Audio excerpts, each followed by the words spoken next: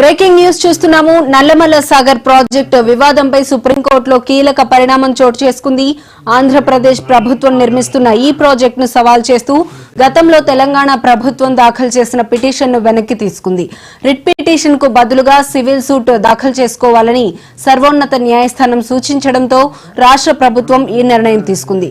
తెలంగాణ విన్నపాన్ని పరిగణలోకి తీసుకున్న chief justice నేతృత్వంలోని ధర్మాసనం పిటిషన్ను ఉపసంహరించుకునేందుకు అనుమతిస్తూ కేసును డిస్పోజ్ ఆఫ్ చేస్తున్నట్లు ప్రకటించారు.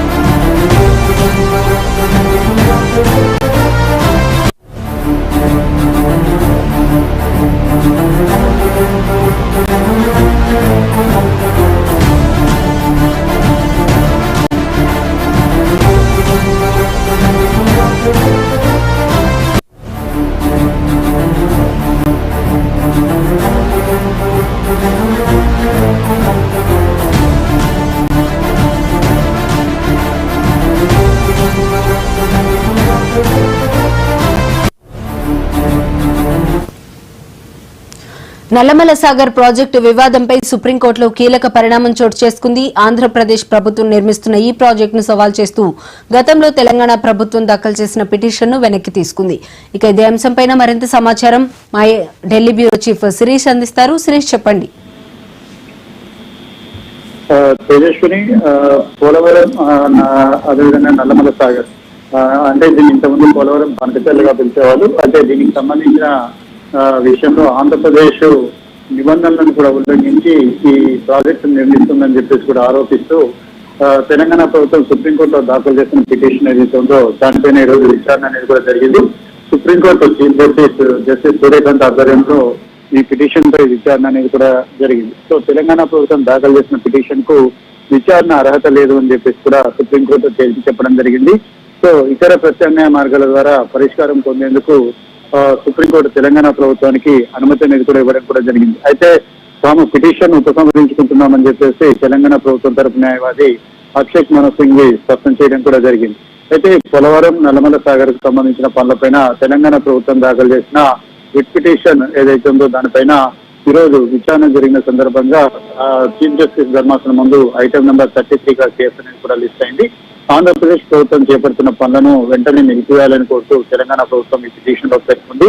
ఆర్టికల్ 32 కింద ఈ పిటిషన్ అనేది కూడా అతను నిలదొక్కుంటుందా, దీనికి విచారణ అర్హత ఉందా అన్న దానిపైన ఈ రోజు కోర్టులో వాదనలు కూడా జరిగాయి.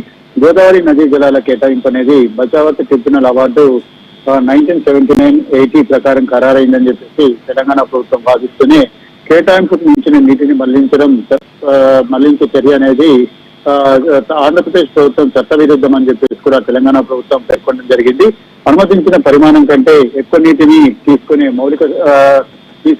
మౌలిక సదుపాయాలను ఏపీ నిర్మిస్తుందని చెప్పేసి కూడా తెలంగాణ ప్రభుత్వం ఆరోపించడం కూడా జరిగింది. గోదావరి మేనేజ్మెంట్ బోర్డు అనుమతులు లేకుండానే పనులన్నీ కూడా జరుగుతున్నాయని చెప్పేసి కూడా తెలంగాణ ప్రభుత్వం ఇందులో పేర్కొనడం జరిగింది. అయితే కేంద్ర జలసంఘం మార్గదర్శకాలు ఉల్లంఘన జరిగిందని చెప్పేసి కూడా తెలంగాణ ప్రభుత్వం కోర్టు దృష్టికి తీసుకురావడం జరిగింది. ఇతర రాష్ట్రాలు మహారాష్ట్ర, కర్ణాటకలు పార్టీ లేనిదే ఈ పిటిషన్ విచారించలేమని చెప్పేసి కూడా సుప్రీంకోర్టు ధర్మాసనం అభిప్రాయం వ్యక్తం చేయడం జరిగింది. ఆర్టికల్ 32 కింద పిటిషన్ ను కొనసాగించడం పైన కోర్టు సందేహాన్ని వ్యక్తం చేయడంతో పిటిషన్ ను ఉపసంహరించుకుంటున్నట్లుగా తెలంగాణ ప్రభుత్వం సుప్రీంకోర్టుకు తెలియజేయడం జరిగింది. అయితే సివిల్ సూట్ దాఖలు చేసే స్వేచ్ఛ అనేది కూడా ఇవ్వాలని చెప్పేసి తెలంగాణ ప్రభుత్వం అభ్యర్థించడం జరిగింది. ఈ కేసును కొట్టివేయకుండా కేసు విచారణను కూడా ముగిస్తూ దీన్ని నమోదు చేయాలని చెప్పేసి కూడా కోర్టును తెలంగాణ ప్రభుత్వం కోరడం జరిగింది. అయితే పిటిషన్ పై ప్రమాణపతిగా నిలదొక్కుంటుందని చెప్పేసి ధర్మాసనం వ్యాఖ్యానిస్తూ ఇతర చట్టబద్ధ మార్గాలను అనుసరించేందుకు తెలంగాణ ప్రభుత్వానికి స్వేచ్ఛ ఇస్తూ ఈ తెలంగాణ ప్రభుత్వం దాఖలు చేసిన ఈ పిటిషన్ పై విచారణను కూడా ముగించడం జరిగింది.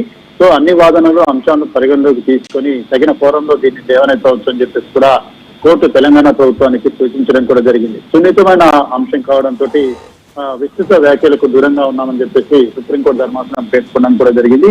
సో మొత్తం మీద కూడా పోలవరం నల్లమల సాగర్ వివాదం అనేది ఇంకా సివిల్ సూట్ దిశగా వెళ్లే అవకాశం కూడా కనపడుతోంది. Tejaswi. Right, thank you Sirish.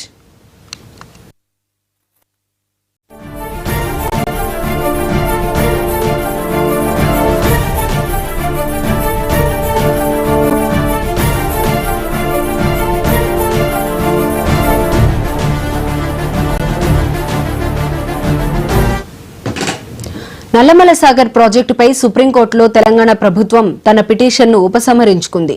ఈ సందర్భంగా తెలంగాణ తరపు న్యాయవాది అభిషేక్ మను సింఘ్వి వాదనలు వినిపిస్తూ రిట్ పిటిషన్ కూడా విచారణార్హమే అని కోర్టుకు తెలిపారు. అయితే ఈ వ్యవహారంలో రిట్ పిటిషన్ కంటే సివిల్ సూట్ దాఖలు చేసుకుంటే మెరుగైన అవకాశం ఉంటుందని సర్వోన్నత న్యాయస్థానం సూచించింది. అంతేకాకుండా ఈ వివాదంలో ఎగువ రాష్ట్రాలకు కూడా ప్రతివాదులుగా చేర్చాలని ధర్మాసనం స్పష్టం చేసింది. కోర్టు సూచనల మేరకు పిటిషన్ను వెనక్కి తీసుకోవడంతో సీజేఐ ఈ కేసును డిస్పోజ్ ఆఫ్ చేస్తున్నట్లు ప్రకటించారు.